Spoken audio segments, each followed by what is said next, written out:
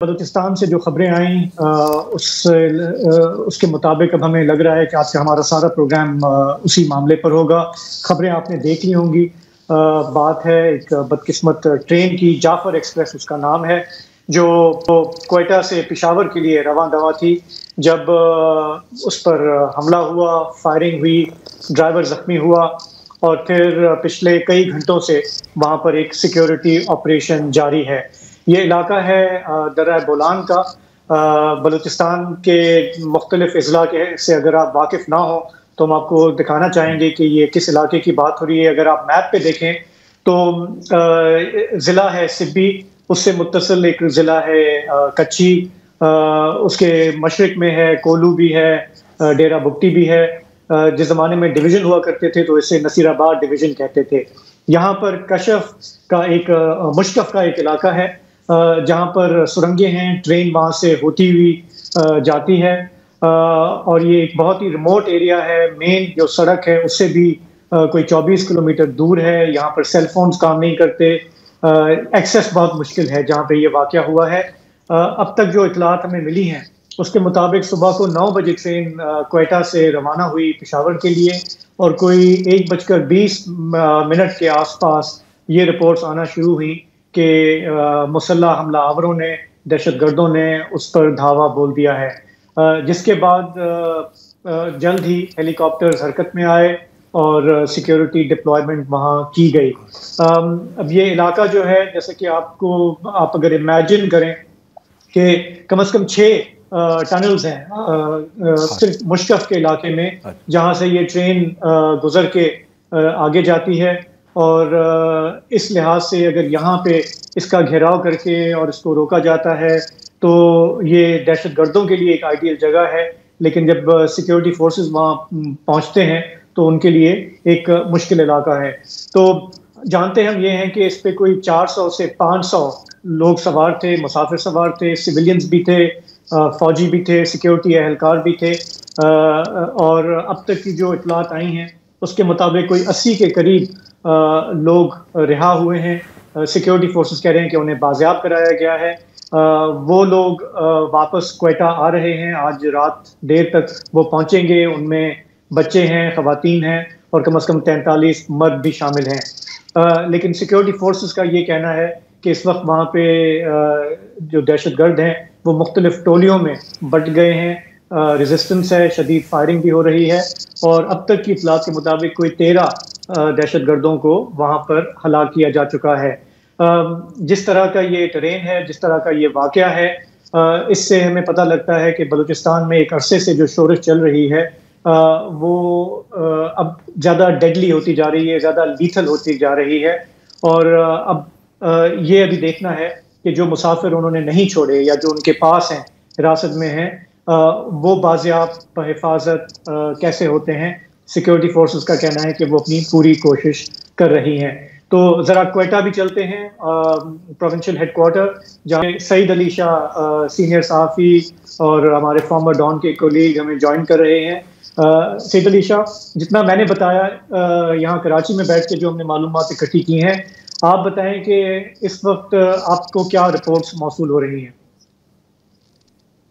دیکھیے شاہ صاحب، بہت شکریہ، میرا سلام آپ تینوں دوستوں کو۔ بات یہ ہے کہ آپ نے کافی ڈیٹیلز دیے ہیں، اس میں شک نہیں، آپ نے تقریباً ہر اینگل سے بات کی ہے، لیکن یہاں پہ اس وقت ایک چیز جو میں نے مس کیا وہ یہ ہے کہ بڑا پینک ہے، لوگ بہت زیادہ پریشان ہیں، خاص کر یہاں سے 400 یا 500 جتنی بھی ہے متضاد ہمارے پاس اطلاعات ہے اور فگرز وہ آ رہے ہیں، ان کا فیملی ممبرز ہے وہ یقیناً بہت زیادہ پریشان ہے۔ کوئٹہ ریلوے اسٹیشن سے بھی ویڈیوز جو ہے وہ آن ایئر ہو گئے، وہاں سے بھی جو فیملی ممبرز ہے وہ یہی ریکویسٹ کر رہے ہیں گورنمنٹ آف بلوچستان سے کہ خدا را ہمارا کوئی کانٹیکٹ جو ہے وہ اسٹیبلش کرے۔ ہمیں پتہ ہی نہیں چلا کہ دن کیسے گزرا، افطار ہم نے کہاں کیا، کس طرح ہے، تو لوگ جو ہے وہ یقیناً بہت زیادہ پریشان ہیں۔ ٹرین کی آپ نے بات کی، دیکھیں جو ماؤنٹینیس بولان ویلی ہے، پہاڑی علاقہ ہے، اسی پہاڑی کے ذریعے اس پہاڑی کو کراس کر کے پھر بلوچستان کا رابطہ ہوتا ہے سندھ سے، پھر آگے جا کے پنجاب سے بھی ہوتا ہے۔ مسافر ٹرینیں ظاہر ہے 1880 میں جب انگریز آیا اس وقت کے یہ چینلز ہے، اس وقت کا یہ ٹریک ہے، اس وقت سے لے کے تقریباً یہ کوئی 140 سال ہے، 145 سال کا عرصہ ہوا ہے لوگ ٹرین کے ذریعے انہی پہاڑوں کے درمیان سے سفر کرتے ہیں. لیکن اتنا میں بتا دوں کہ گزشتہ 2 دہائیوں سے یہاں پر ملیٹنٹس کی جانب سے حملوں کا نہ ختم ہونے والا سلسلہ جاری ہے. یہاں پر جو پاور پائلنس ہے، بجلی کے جو کھمبے ہیں، وہ اکثر اوقات یہاں پہ بم دھماکوں میں اڑائے جاتے ہیں، گیس تنصیبات پر حملے کیے جاتے ہیں، اسی طرح ٹرینز پر، مسافر ٹرینوں پر. لیکن اس حملے کا جو سکیل ہے وہ بڑا ہے، وہ ایسا بڑا ہے کہ ماضی میں ہم نے دیکھا کہ ریلوے ٹریک پہ دھماکے ہوتے تھے، یا بوگی پہ کوئی فائرنگ ہوئی، یا کوئی IED بلاسٹ ہوا، وہ لو سکیل ایکسپلوژن تھے.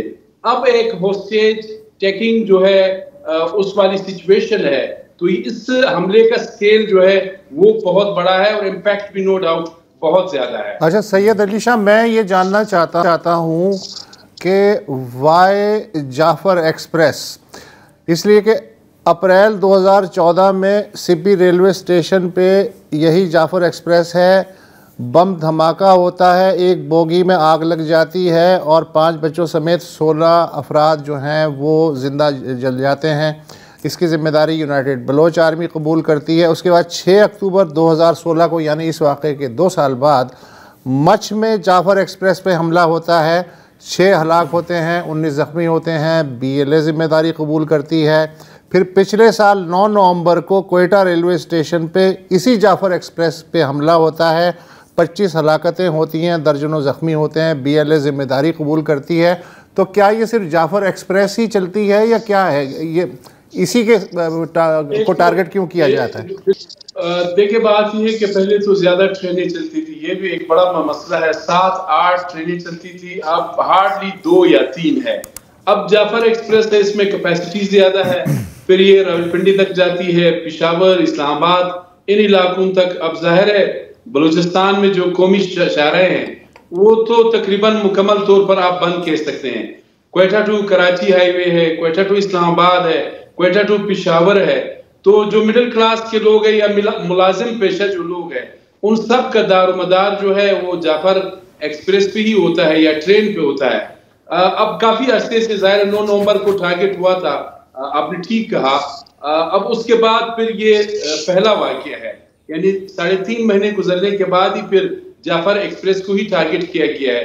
اب اس میں یہ ہے کہ کیپیسٹی زیادہ ہے، اور پھر صبح کے ٹائم چلتی ہے، پھر پنڈی تک، اسلام آباد تک، پشاور تک 500 اس میں پیسنجرز ہوتے ہیں. تو یہ بھی ایک ریزن ہے. اب ظاہر ہے اور بھی مطلب مختلف جو لا انفورسمنٹ ایجنسیز کے لوگ ہیں، اب ظاہر ہے ہر آدمی تو جہاز افورڈ نہیں کر سکتا ہے، وہ اسی ٹرین میں سفر کرتے ہیں، تو اسی لیے وہ بھی اکثر ٹارگٹ ہوتے ہیں. آپ نے دیکھا کہ 9 نومبر کو بھی کوئٹہ میں جب دھماکہ ہوا تو ملٹری کے لوگ یہاں پر ٹارگٹ ہوئے، تو وہ بھی ایک ٹارگٹ ہے اس ٹرین میں. بالکل. آپ نے کہا وسعت کہ وائی جعفر ایکسپریس، میں اس کے جواب میں کہوں گا وائی ناٹ جعفر ایکسپریس. دیکھیں مقصد آپ کا کیا ہوتا ہے. ایک مقصد یہ ہے کہ یو کٹنگ آف بلوچستان کی کمیونیکیشن دوسرے صوبوں کے ساتھ، صرف فزیکل کمیونیکیشن نہیں، پرسن ٹو پرسن کمیونیکیشن بھی. 6 مزدور ایک گھر میں سو رہے ہیں، وہ بھی ٹارگٹ ہے. کوئٹہ ریل اسٹیشن وہ بھی ٹارگٹ ہے. CM ہاؤس وہ بھی ٹارگٹ ہے. ڈیرا بگٹی ٹارگٹ ہے. جعفر ایکسپریس بھی ٹارگٹ ہے.